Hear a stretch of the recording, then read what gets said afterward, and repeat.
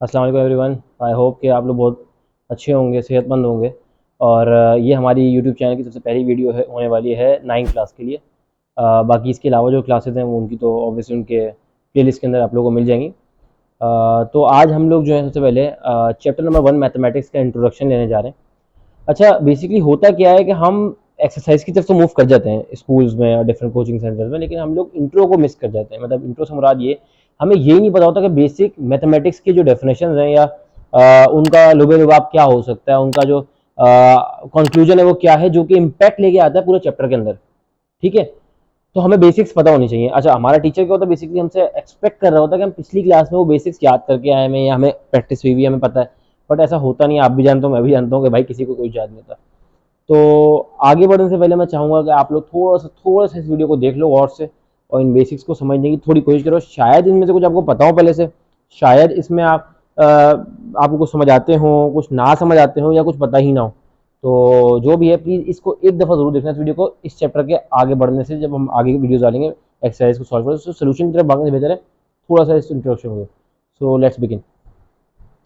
अच्छा, तो पहला हमारे पास टॉपिक है जो कि इसके नाम में ये चैप्टर के real numbers. Basically real numbers क्या होते हैं?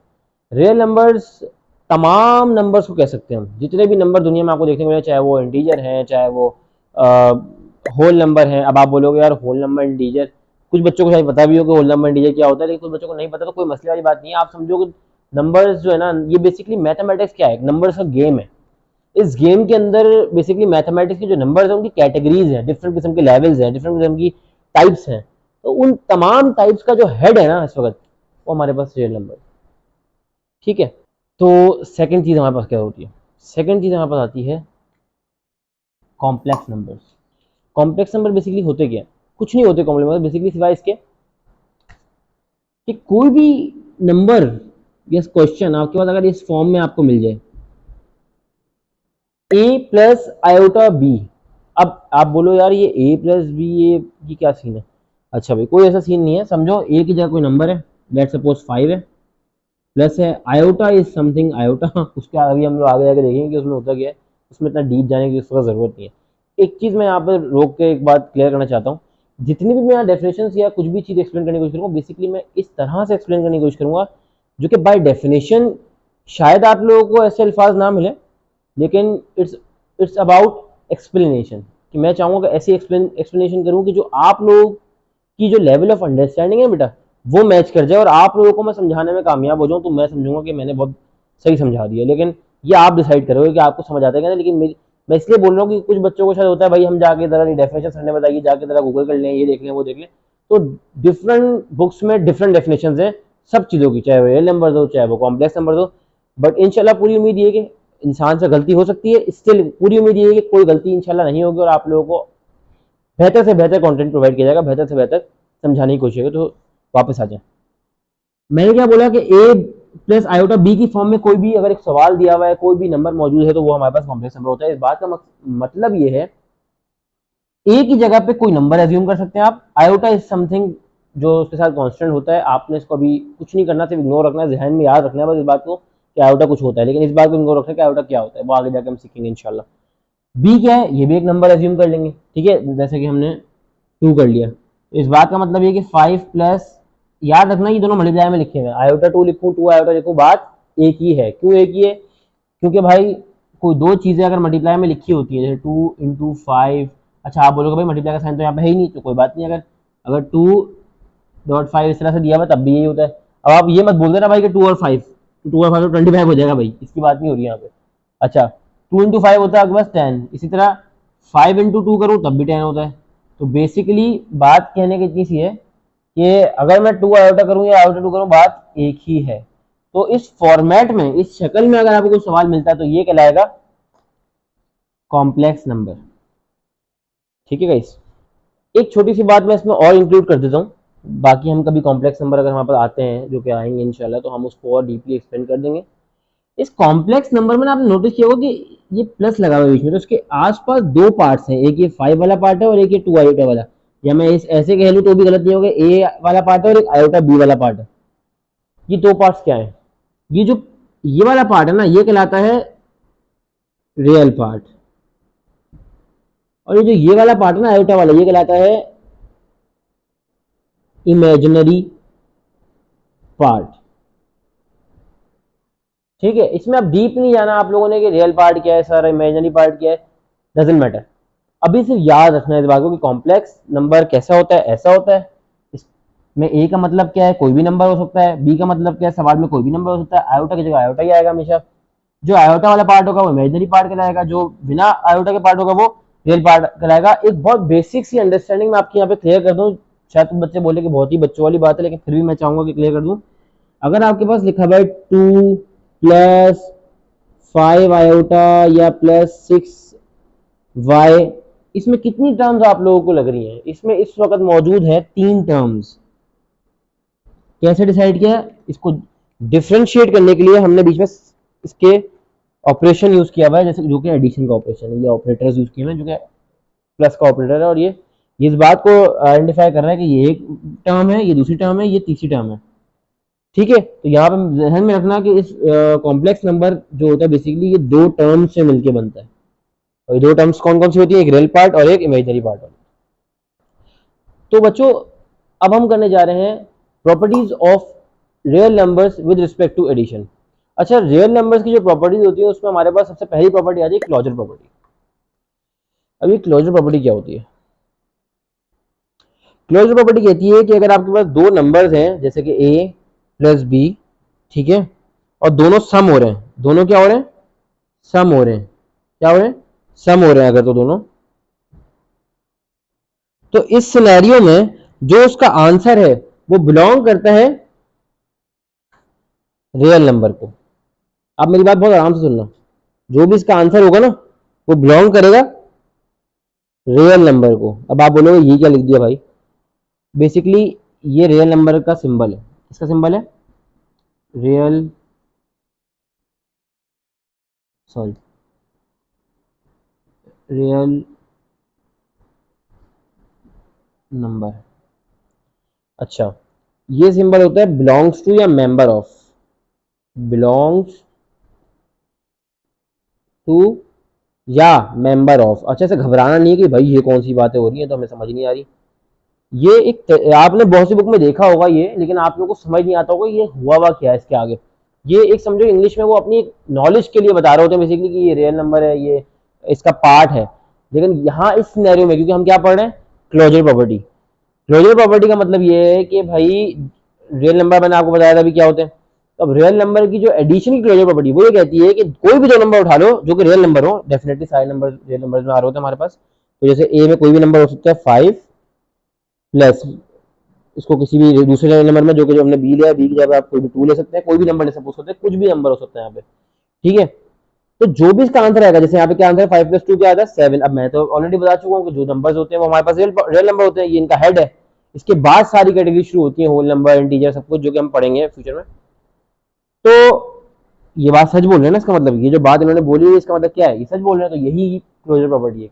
हमें ये बात पता होती है अक्सर, बट हमें बाय डेफिनेशन नहीं पता होती, हमें बाय लॉजिक्स या बाय जो बेसिक्स है ना मैथ के वो नहीं पता होता है। हमें ये चीजें हम रोजमर्रा की जिंदगी मैथ में कर रहे होते हैं, बट हमें पता नहीं होता एक्चुअली कि आए कहाँ से। तो बेसिकली ये जो तरीकेकार आपने कभी देखा हो कि हाँ कोई भी आपका आंसर आया वो नंबर की फॉर्म में आ गया, वो नंबर रियल नंबर ही है और डेफिनेटली होगा, तो वो क्लोजर प्रॉपर्टी कहलाता है। हर चीज मैथ में बाय लॉ डिफाइंड है, बट हम लोगों को पता नहीं होती अक्सर। तो नेक्स्ट प्रॉपर्टी हमारे पास commutative property. Commutative property basically क्या कहती है? कम्यूटेटिव प्रॉपर्टी कहती है कि आप a प्लस बी कर दो, मतलब कोई 2 नंबर्स लो उनको ऐड करवाओ, या उन्हीं नंबर्स को उल्टा कर दो, रिवर्ट कर दो, एक दूसरे से स्विच कर दो, पहले बी आ जाए फिर ए आ जाए, तो उन दोनों के आंसर बराबर आते हैं। बेसिकली ये बात तो हमें पता है, आप बोलोगे ये तो कैसी बच्चों वाली बात कर दी, मतलब 5 + 2 करूं या 2 + 5 करूं, बात एक ही है, 5 + 2 7 होता है, 2 + 5 भी 7 होता है। तो बेटा यही बताना चाह रहा हूँ कि ये चीजें आप लोग जो बोल रहे हो ना बच्चों वाली, ये बच्चों वाली इसलिए आप कह पा रहे हो क्योंकि आप लोग को करते हुए आ रहे हो, बट आपको किसी ने ये नहीं बताया। ये बाय डेफिनेशन कहलाता है कम्यूटेटिव प्रॉपर्टी। तो अब हम नेक्स्ट प्रॉपर्टी की तरफ आ जाते हैं। तो हमारे पास जो अगली प्रॉपर्टी है वो है associative property. What is associative property? Basically associative property क्या होती है?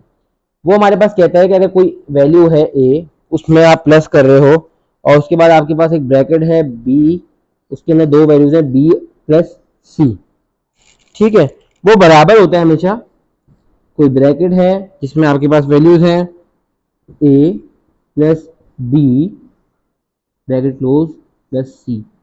अब आप बोलोगे यार ये क्या समझा रहे हैं, तो समझ ही नहीं बात क्या हुआ। बेटा कुछ भी मुश्किल वाली बात नहीं है, आपको पता ही होगी इसमें बहुत सारी बात। क्या हो रहा है इसके अंदर, बेसिकली आप देख सकते हो कि लिखा है क्या इन्होंने, देखो A plus B plus C is equal to, यहाँ भी लिखा है A plus B plus C. तो भाई सर इसमें एसोसिएटिव प्रॉपर्टी क्या है?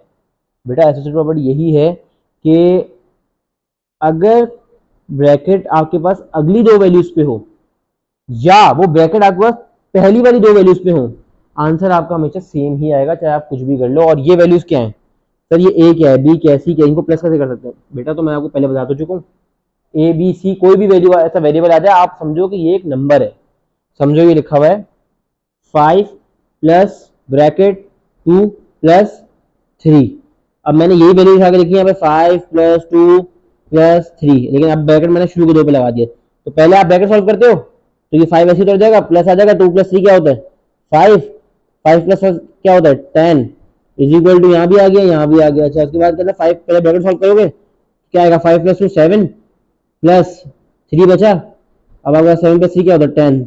तो आंसर आपने देखा कि सेम ही आ रहा है, तो यही एसोसिएटिव प्रॉपर्टी है। तो अगली प्रॉपर्टी हमारे पास है एडिटिव आइडेंटिटी।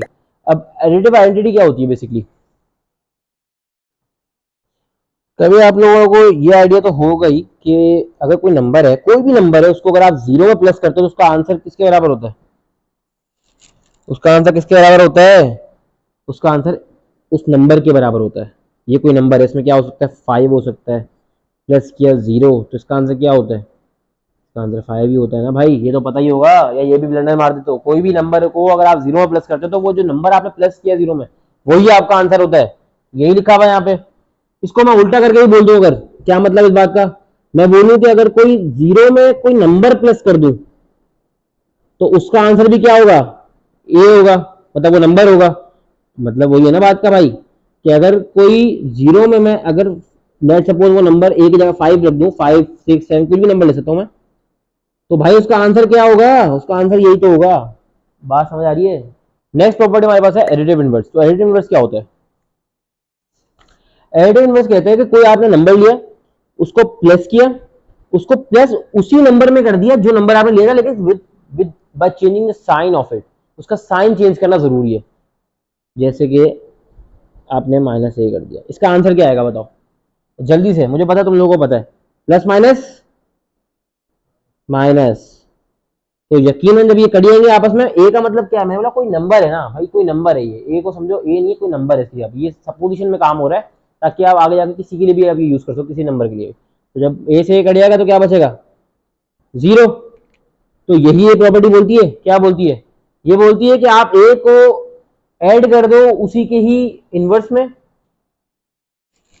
तब उसका आंसर हमेशा क्या आएगा, जीरो आएगा। या फिर आप पहले आप माइनस का ए ले लेते और उसका इनवर्स क्या होगा, प्लस का ए, तब भी उसका आंसर क्या आएगा, कटने के बाद क्या आएगा, जीरो ही आएगा ना भाई, जीरो ही आएगा कि नहीं आएगा। तो आप यहाँ पे इसको अलग लेके चलो, चलो दोनों को सेपरेट कर देते हैं, मसला नहीं है, सही है। दोनों का आंसर क्या आएगा, जीरो आएगा, चाहे ये सिनेरियो चाहे ये सिनेरियो। तो ये हमारे पास properties of real numbers with respect to addition यहाँ फिनिश हो जाती है। एंड मैं एक्सपेक्ट करूंगा कि आप लोग इसको एक दफ़ा रिवाइज करेंगे, वीडियो दोबारा से देखने की कोशिश करेंगे, और इंशाल्लाह आप लोग ये चीज़ ऐसे कॉन्सेप्ट गेट कर लेंगे जो आपको फ्यूचर में भी हेल्प आएंगे। Now we'll move on to our next topic, that is properties of real numbers with respect to multiplication. ये है तो प्रॉपर्टीज रियल नंबर्स की, बट ये विद रिस्पेक्ट टू मल्टीप्लीकेशन है। तो आ जाते हैं भाई, पहली प्रॉपर्टी क्या है। पहली प्रॉपर्टी हमारे पास बिल्कुल वही है जैसे हमने एडिशन में पढ़ी थी, उसका नाम क्या था, कम्यूटेटिव प्रॉपर्टी। बट ध्यान में रखना है वो कम्यूटेटिव प्रॉपर्टी थी विद रिस्पेक्ट टू एडिशन, ये कम्यूटेटिव प्रॉपर्टी है विद रिस्पेक्ट टू मल्टीप्लीकेशन। तो भाई इसमें भी यही बोला हुआ कि एक नंबर है ए, डॉट का मतलब होता है मल्टीप्लाई, याद रखना डॉट का मतलब मल्टीप्लाई होता है, अगर किसी को याद नहीं है या भूल गया है। और दूसरा नंबर है बी, ये दोनों आपस में मल्टीप्लाई होंगे, और इनका आंसर जो भी आता है, जो भी आता है वो हमेशा बिलोंग करेगा किसको, एक रियल नंबर को। जैसे हमने एडिशन में बात की थी क्लोजर प्रॉपर्टी में कि जब कोई दो नंबर को आप प्लस करते हो डिफरेंट नंबर्स को, और उनका जो आंसर है वो रियल नंबर में आता है। तो बेसिकली यहाँ भी यही बात बोली हुई है कि जो अगर आपने वो चीज़ स्किप कर दी तो प्लीज़ पीछे जाकर देख लो, पहले उसमें मैंने डिटेल में समझाया था। तो यहाँ भी ये बात बोली हुई है कि आप कोई नंबर ले लो, 5 ले लो, ठीक है, 2 ले लो, 5 2 डॉट 2 लिखा है, इसका मतलब मल्टीप्लाई हो रहा है। ये लिख दूं या डॉट लिख दूं एक ही बात है, ठीक है। तो फिलहाल मैंने क्या लिखा है, तो फिलहाल मैंने क्या लिखा हुआ है, डॉट। इसका आंसर क्या होगा, 5 टू द 10, और 10 एक रियल नंबर है, क्योंकि मैं पहले बता चुका हूँ रियल नंबर क्या होता है, सारे नंबर रियल नंबर बात है। तो अब हम लोग जाएंगे कम्यूटेटिव प्रॉपर्टी ऑफ मल्टीप्लिकेशन की, और ये किसकी प्रॉपर्टी चल रही है, याद रखना रियल नंबर की प्रॉपर्टी चल रही है, ठीक है। तो हमारे पास कम्यूटेटिव प्रॉपर्टी जो है मल्टीप्लिकेशन के अकॉर्डिंग रियल नंबर में क्या कहती है, वो कहती है दो वैल्यूज हैं जो जैसे ए है या बी है, दोनों मल्टीप्लाई हो रही हैं, जो भी इसका आंसर होगा वो हमेशा इनको आप स्विच कर दें, मतलब बी पहले आ जाए और फिर ए आ जाए।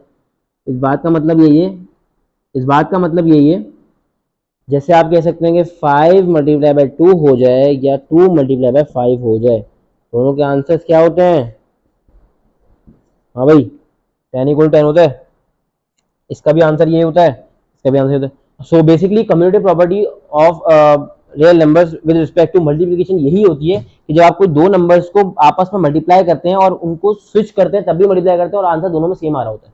बात समझ आ रही है, दो नंबर्स लिए मल्टीप्लाई किया, आंसर ये आया, दोनों उन्हीं दो नंबर्स को मैंने स्विच कर दिया, मतलब आगे पीछे कर दिया, फिर भी आंसर। तो ये basically commutative property of real numbers with respect to multiplication.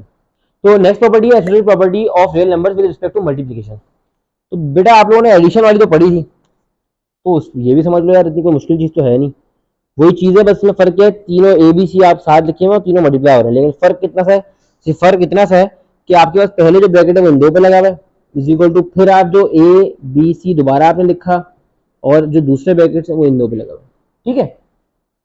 कुछ याद करो कि अभी हमने जो पढ़ी थी एडिशन वाली जो प्रॉपर्टी थी एसोसिएटिव की, वो बिल्कुल ऐसी थी, बस बीच में प्लस आ रहे थे, और उसमें भी यही बात कॉन्सेप्ट था कि दो नंबर्स कोई भी हो जिनपे ब्रैकेट पहले होगा, लेकिन पहले इसको सॉल्व करोगे फिर तीसरे वाले सॉल्व करोगे, और इस साइड पे क्या था कि पहले ब्रैकेट सॉल्व करोगे पहले वाले सॉल्व करोगे, तो आंसर हमेशा सेम ही आएगा। तो associative property of real numbers with respect to multiplication भी यही कहती है, क्या कहती है कि आप लेट सपोज मेरे पास ए की जगह 5 है मल्टीप्लाई, बी की जगह 2 है मल्टीप्लाई, सी की जगह 3 है, इसी तरह यहाँ पे भी मैं कह रहा हूँ 5 है 2 है 3 है। सर आप ब्रैकेट लगाना भूल गए, बिल्कुल बिल्कुल लगा रहे हैं भाई सबर। अच्छा यहाँ पे यहाँ ब्रैकेट होगा, इस प्रॉपर्टी के अकॉर्डिंग यहाँ पे यहाँ ब्रैकेट होगा। अब यही प्रॉपर्टी यही प्रूव करने की कोशिश करती है हमेशा कि आप कुछ भी कर लो, ब्रैकेट आगे पीछे कर लो, और इस सिनेरियो में अगर आपको सवाल मैथ का मिलता है, ये rules and basics basic rule है, आपका आंसर हमेशा सेम ही आएगा। डजंट मैटर कि आप पहले कौन सा ब्रैकेट सॉल्व, मतलब पहले आपने ब्रैकेट दोनों वैल्यूज को सॉल्व किया मल्टीप्लाई में, या आपने बाद वाली वैल्यूज को पहले मल्टीप्लाई कर दिया, डजंट मैटर अगर आपके तीनों वैल्यू मल्टीप्लाई हो गई तो। जैसे 5 टू द 10 है, पहले ब्रैकेट सॉल्व करना है, आपको बताइए क्या बचा, 3 बचा हुआ साथ में, यहाँ पे पहले 5 सॉल्व होगा, क्या सॉल्व होगा, जैसे यहाँ पे 5 और 2 तो यहाँ पे 2 और 3 होगा, तो क्या बचेगा 2 3 6, यहाँ पे क्या आंसर आएगा 10 3 30, और यहाँ पे क्या आंसर आएगा 5 6 30। तो आपने देखा कि ब्रैकेट को स्विच करने से हमारा कोई इंपैक्ट नहीं क्रिएट हुआ, दोनों का आंसर एज एक्सपेक्टेड सेम ही है। तो this is the associative property of real number with respect to multiplication. Next property है मल्टीप्लिकेटिव आइडेंटिटी। अच्छा इसके अंदर क्या हो रहा है बेसिकली, इसके अंदर हमारे पास लेट सपोज एक वैल्यू है ए का मतलब कोई भी नंबर, वो मल्टीप्लाई हो रहा है किससे, 1 से। अगर वो जब 1 से मल्टीप्लाई हो रहा है और उसका आंसर हमेशा क्या आएगा, वही नंबर आएगा जो नंबर था, ऐसा ही है ना भाई, जो भी नंबर याद होगा तो पता भी है बात, कोई भी वैल्यू या कोई भी नंबर अगर 1 से मल्टीप्लाई होता है उसका आंसर हमेशा क्या होता है, उसका आंसर हमेशा वही नंबर आता है। तो भाई यहाँ पे भी यही बात हो रही है, तो ये बात सर आप हमें पता है, बता क्यों रहे हो बेटा, मैं यही बताना चाह रहा हूँ, ये बात आप लोग को ऑलरेडी पता है शायद, और किसको नहीं पता हो तो पता चल जाएगी कि मल्टीप्लिकेटिव आइडेंटिटी होती है ये बेसिकली, जो आप लोगों की नॉलेज में शायद ना हो तो पता चल गया, जिसकी है तो अच्छा है, रिवीजन हो गया होगा।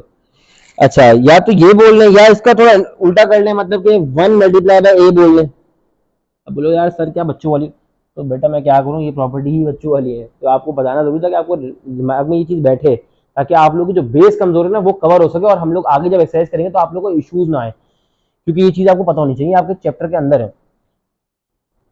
कोई भी नंबर को, ए का मतलब कोई भी नंबर ले लूँ मैं, 5 8 6 10 कुछ भी, उसको 1 से लगाकर आंसर क्या आएगा, हमेशा वही नंबर। इसी तरह 1 को कभी भी मतलब उल्टा करके, जैसे आप आगे पीछे करके स्विच करके मल्टीप्लाई करूँ उस नंबर से, तो आंसर क्या आएगा, वही नंबर। एग्जाम्पल भी ले लेते भाई, 5 मल्टीप्लाई बाय 1 करूँ तो आंसर क्या आएगा भाई, 5 1 5 इज इक्वल टू, बात वही है, अगर 1 मल्टीप्लाई 5 लिखूँ तब भी बात यही है, इन दोनों का भी आंसर यही आता है, इन दोनों का भी आंसर ये आएगा, ऐसा ही है भाई, ऐसा ही है ना। तो नेक्स्ट प्रॉपर्टी है मल्टीप्लिकेटिव इनवर्स। तो भाई मल्टीप्लिकेटिव इनवर्स क्या होता है, आ जाओ। मल्टीप्लिकेटिव इनवर्स ये होता है बेसिकली कि आपके पास कोई वैल्यू है ए, लेट्स सपोज ए, इसको आप डिवीजन फॉर्म में उल्टा कर दो, रेसिप्रोकल कर दो और उससे मल्टीप्लाई कर दो, तो ये मल्टीप्लिकेटिव इनवर्स कहलाता है। बेसिकली क्या हो रहा है भाई इसके अंदर, जैसे आप सपोज करो कि ए है, इसका जो इनवर्स होगा वो क्या होगा, 1/a। ये हमेशा किसके बराबर होगा, इसका जो भी आंसर होगा वो हमेशा 1 के बराबर होगा। कैसे पता, हमें पता ही है कि ये ए से ए कट जाएगा, ये बात तो हमें पता ही होगा, नहीं पता तो आप पता चल जाएगी। जब ए 1/a होगा तो a/a कट जाएगा। अब ये ए क्या चीज़ है सर, मैं बता तो चुका हूँ इतनी बार, यही बता चुका हूँ कि ए की जगह कोई नंबर आएगा। अच्छा तो सर आप करके दिखाए ना, कोई नंबर क्या आएगा, आप बोलो तो जा रहे हैं। अच्छा यार इसके अंदर इसको हम उल्टा भी करके देख लेते हैं कि अगर आपके पास पहले से क्या लिखा हो 1/a, तो इसका जो इन्वर्स होगा वो क्या होगा, a। तो बेसिकली मल्टीप्लिकेटिव इन्वर्स की प्रॉपर्टी कहती ही यही है कि अगर आप किसी वैल्यू को उसके रेसिप्रोकल से मल्टीप्लाई कराएं, उसका आंसर हमेशा क्या आएगा, 1। जैसे कि इसका आया और इसका भी आया। जो मैंने बात बोली वो क्या बोली, कोई भी वैल्यू था उसको रेसिप्रोकल किया, रेसिप्रोकल मतलब उसको उल्टा कर दिया, अपॉन में डिवाइड में कर दिया और उसको मल्टीप्लाई कराया, मल्टीप्लाई करेंगे तो ये 1/a हो जाएगा, कट जाएगा, आंसर हमेशा 1 ही आएगा। ठीक है। या फिर कोई रेसिप्रोकल वैल्यू से पहले से है और उसको आपने उसका इन्वर्स किया, तो सीधी हो जाएगी, वो ऊपर आ जाएगी, ये ऊपर आ जाएगा, उससे मल्टीप्लाई करेंगे तो उसका आंसर हमेशा क्या आएगा, 1। अब बेसिकली बेटा समझने वाली बात क्या है, समझने वाली बात ये कि अब हम एग्जाम्पल के थ्रू देखते हैं कि क्या ये बाकी प्रूव होता भी है या हम ऐसे ही बोल रहे हैं। अच्छा लेट सपोज ए की वैल्यू है 2, तो इसका जो इन्वर्स होगा वो क्या होगा, 1/2। ब्रैकेट बनाऊं ना बनाऊं, अंडरस्टूड सी बात है। तो मुझे बताओ उसका सॉल्यूशन क्या होगा, 2 1 2 अपॉन 2, 2 1 2, 2 1 2 कट गया, तो इसका आंसर क्या है, 1/1, जो कि 1 के बराबर ही होता है। या मैं इसको उल्टा कर दूं, मतलब मैंने ये वाली जो साइड है पूरी, जो मेरी, बहुत समझना बेटा, ये वाली जो साइड थी ना मेरी, ये मैंने आपको सोल्यूशन इस लाइन में करके दिखाया।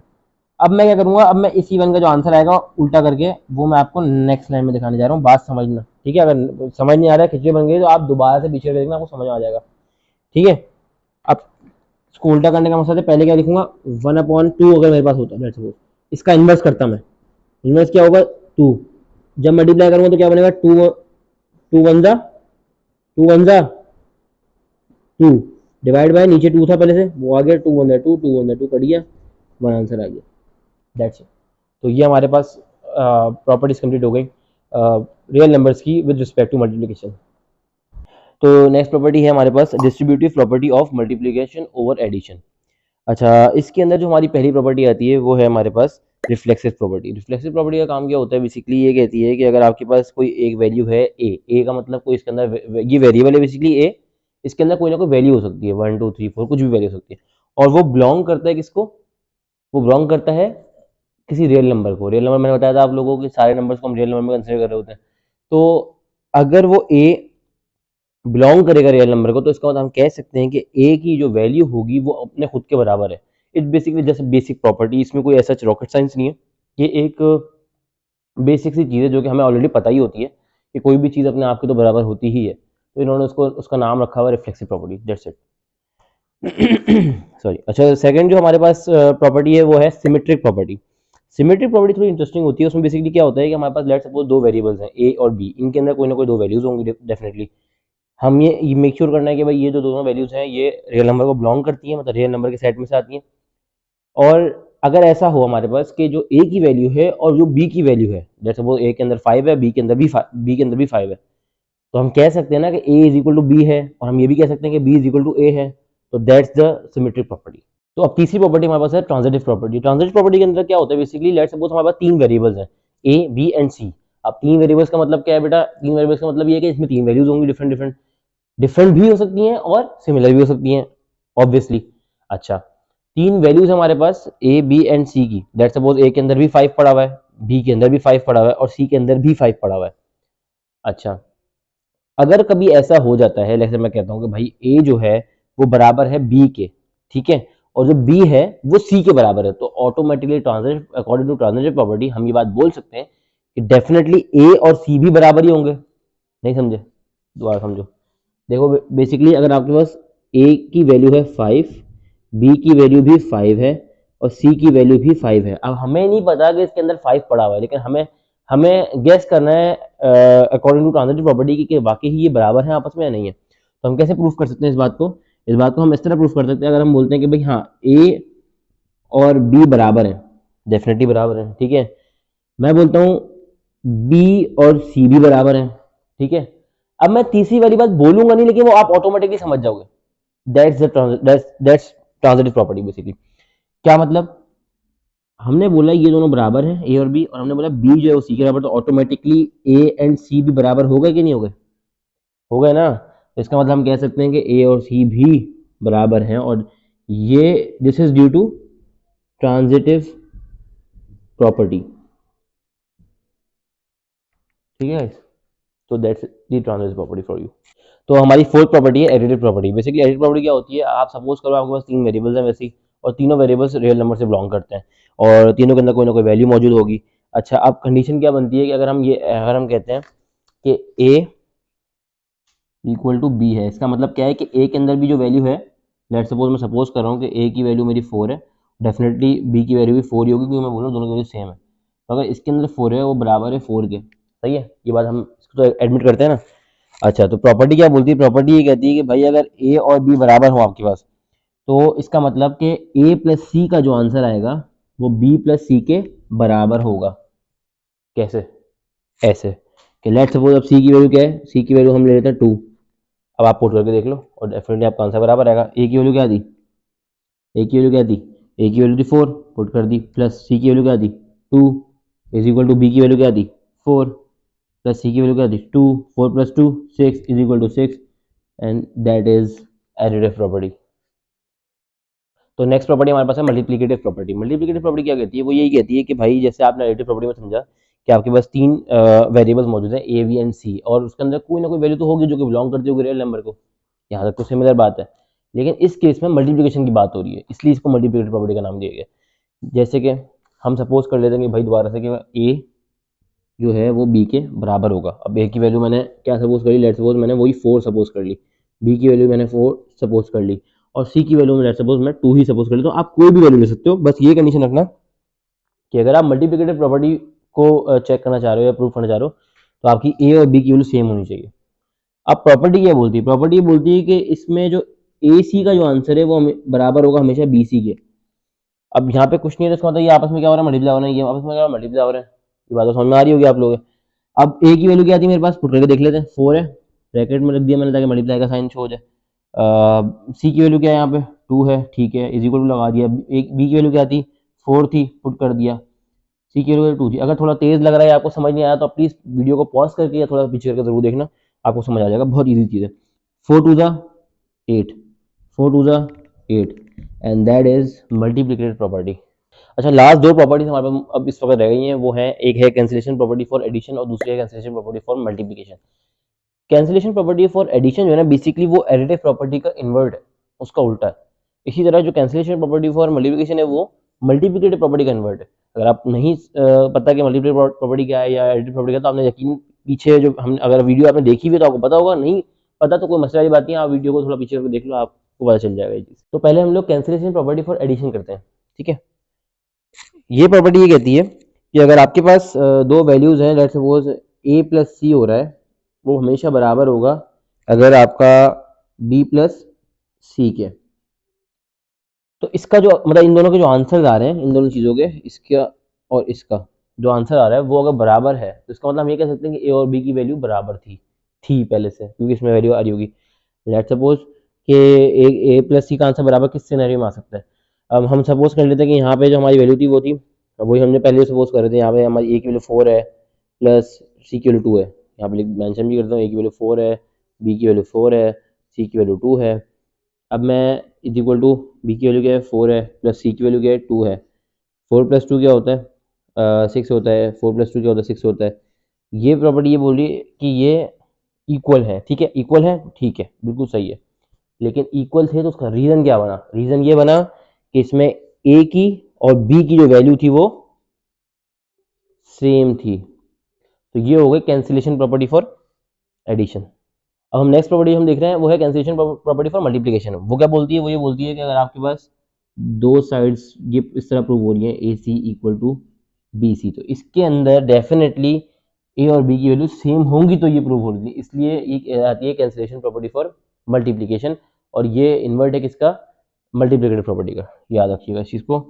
ए की वैल्यू लेट सपोज हम फिर से 4 रख लेते हैं, बी की वैल्यू सेम 4 ही रख लेते हैं, सी की वैल्यू 2 रख लो या कुछ भी रख लो, और यहाँ जब हम पुट करने जाते हैं तो ए की वैल्यू हमारे पास 4 आ गई, सी की वैल्यू 2 आ गई, इज इक्वल टू बी की वैल्यू 4 आ गई, सी की वैल्यू 2 आ गई, 4 2 ज़ा 8 इज इक्वल टू 4 2 ज़ा 8 एंड इट सेज के हमारे पास बी और सी की जो वैल्यू थी, सॉरी ए और बी की जो वैल्यू थी वो बराबर थी, और यहाँ भी मैं मेंशन करना भूल गया था, यहाँ पे भी ए और बी की वैल्यू बराबर थी। तो बच्चों हमारे पास जो नेक्स्ट चीज़ है वो क्या है, वो है रेडिकल। ठीक है, रेडिकल्स क्या होते हैं, बेसिकली रेडिकल्स कुछ इस तरह की फॉर्म में एक चीज़ होती है, सिंबल होता है इसका, रूट लगा होता है, ठीक है, और इसके ऊपर पावर एन। एन का मतलब ये नहीं कि एन लिखा हुआ, एन का मतलब ये है कि कोई वैल्यू इसमें मौजूद होगी, जैसे कि फॉर सपोज हमारे पास 5 रूट का ये 3 क्यूब रूट कहलाता है ये, ठीक है, और अगर कोई वैल्यू नहीं होती तो इसका मतलब ये स्क्वायर रूट होता है, तो यहाँ पे समझो आप 2 है, एक तरीके से स्क्वायर रूट होता है। कहने का मतलब ये है कि जो रेडिकल होता है इसमें जो ये सिंबल है हमारे पास, इसके अंदर कोई ना कोई वैल्यू होती है। यहाँ पे हम ए सपोज कर रहे हैं, यहाँ पे कोई भी वैल्यू लिख लो आप, यहाँ पे 4 लिख लो, 6 लिख लो, 8 लिख लो, कुछ भी लिख लो, ये कुछ इस तरह का इसका सिंबल होता है रेडिकल का। इसके अंदर हमें ये पता होना चाहिए कि कौन सी चीज़ में क्या कहलाती है। अब हम ये कंफ्यूज नहीं होना चाहिए हमें कि एन क्या है, ए क्या है। बेसिकली बेटा जब हम लोग कोई चीज़ पढ़ने जाते हैं ना मैथ के साथ, तो वो उसमें हम लोग जेनेरिक बात करते हैं सबसे पहले। जेनेरिक बात का मतलब ये होता है कि हमको ऐसे वेरिएबल्स दे देते हैं जिनमें कोई वैल्यू पुट कर सकते हैं, वो कोई भी हो सकती है। जैसे मैंने यहाँ करके दिखाया है कि 3 किस्म की वैल्यूज पुट करके दिखा दी, लेकिन जेनेरिक जो शक्ल बन रही है वो ऐसी बन रही है कि यहाँ कोई वैल्यू आएगी, वो कोई वैल्यू ये होगी जिसका नाम हमने एन रखा हुआ था। यहाँ कोई वैल्यू होगी जो कोई वैल्यू ये कोई भी हो सकती है, और हमने ए इसका नाम रखा हुआ था। इस पार्ट को हम कहते हैं इंडेक्स। ठीक है, ये चीज़ आपको याद रहनी चाहिए। इस पार्ट को हम कहते हैं इंडेक्स, और जो इसके अंदर जो वैल्यू है ये वाली, इसको हम कहते हैं रेडी कैंड। ठीक है, तो ये हमारे पास जो है बेसिक इसकी क्राइटेरिया है, और इंडेक्स की वैल्यू भी कुछ भी हो सकती है, 1 से अब, और इस तरह रेडिकल की वैल्यू भी हम पुट कर सकते हैं। तो ये रेडिकल हो गया। तो गाइज ये था हमारा introduction for chapter number 1, and hopefully आपको वो चीज़ें समझ आई होंगी, एंड मैं उम्मीद करता हूँ कि अगर कोई चीज़ समझ नहीं आती है आपको, तो आप वीडियो को पॉज करके दोबारा देखिए, ट्राई करिए, and just try to focus a bit more than you do in your classroom. So guys, that's it for today. So guys, please like, share, comment and subscribe to our channel. Thank you.